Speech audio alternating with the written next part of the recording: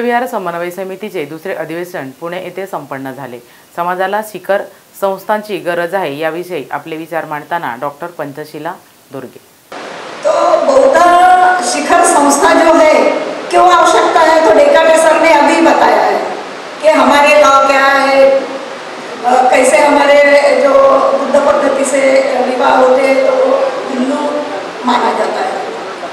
तो पहली बात तो मेरी ये मानना है कि जितने भी हमारे संस्कार हैं वो पाली में तो घुसपैठ हुई है, ये तो सभी मानते हैं, लेकिन जो अन्य धर्मों की जो संस्थाएं हैं, जैसे कि मैं पढ़ के बताती हूँ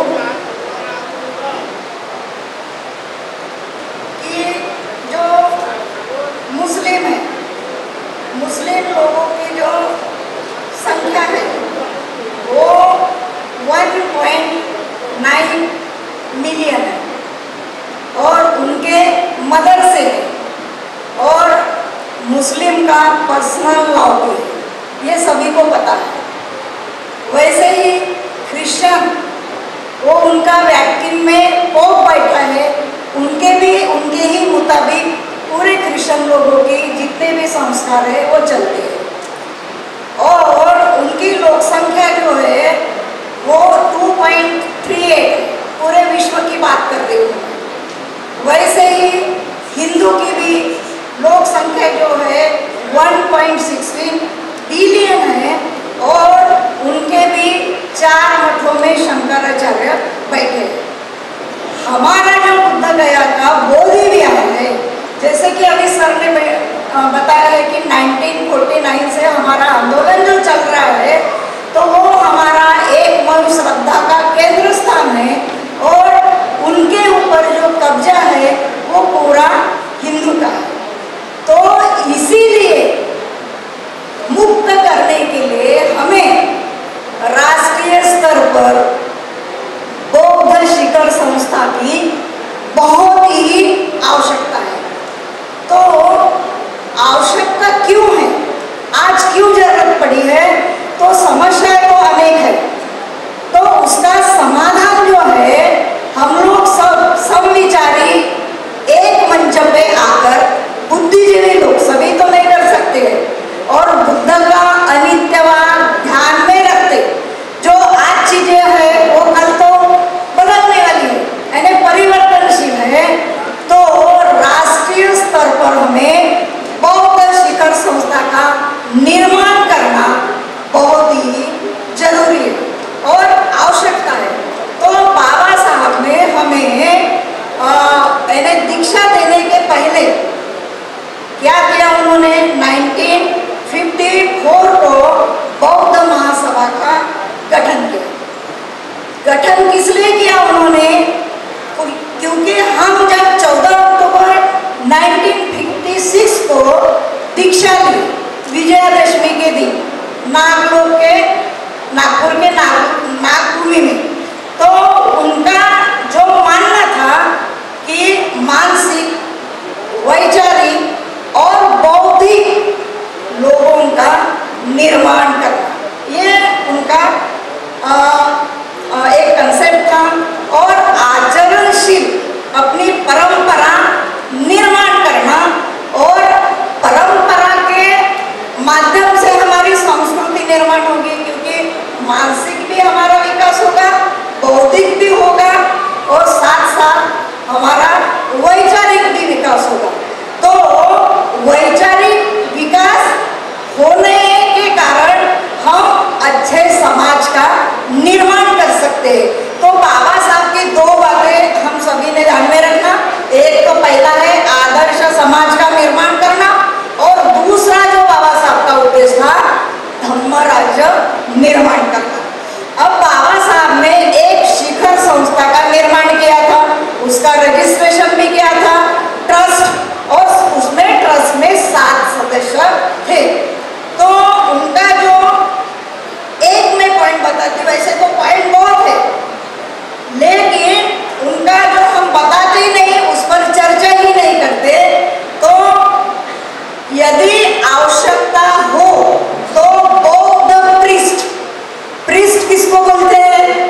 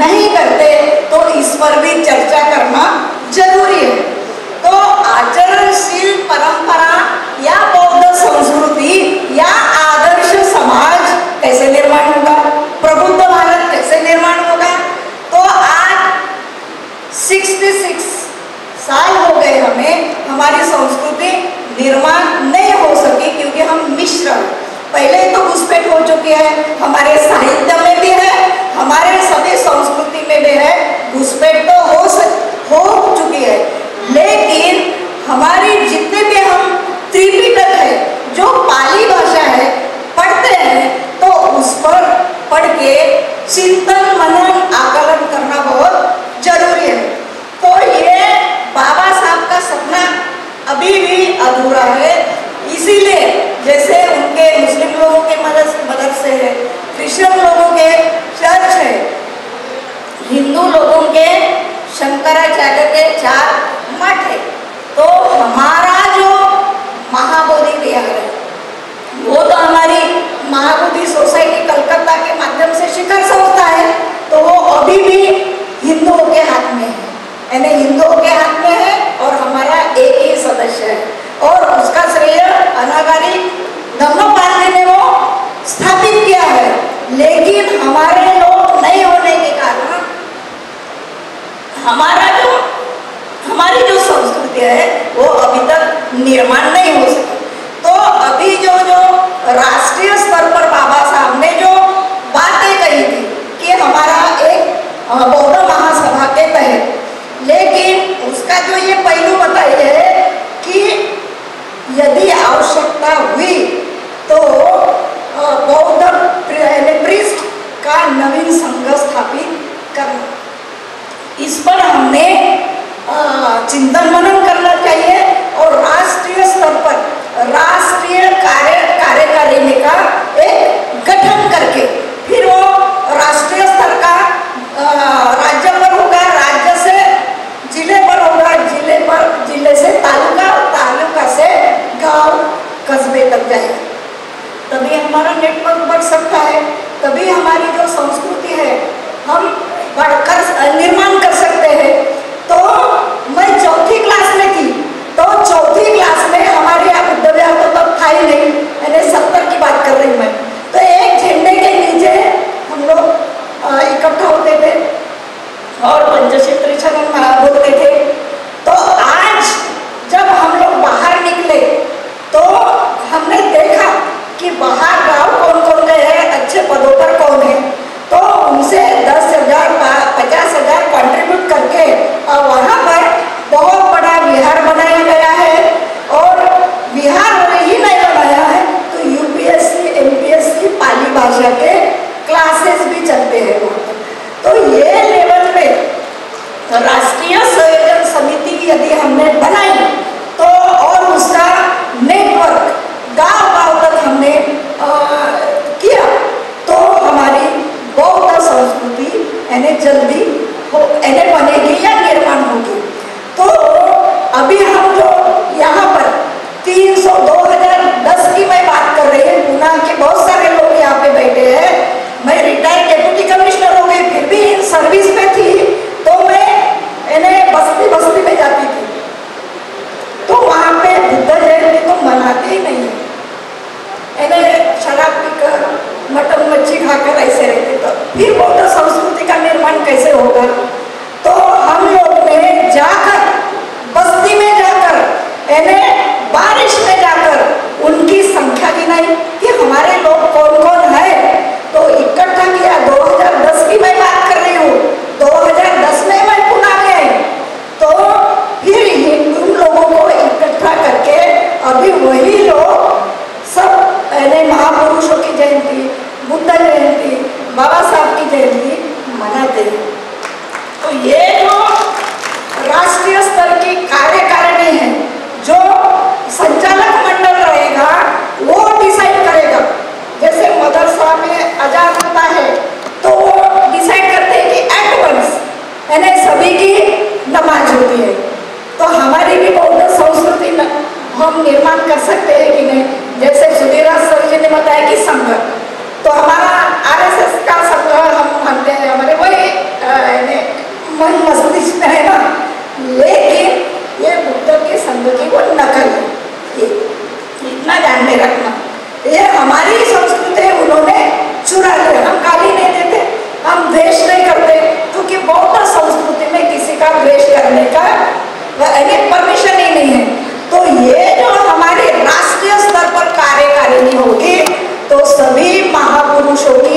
जयंती का आयोजन करेगी।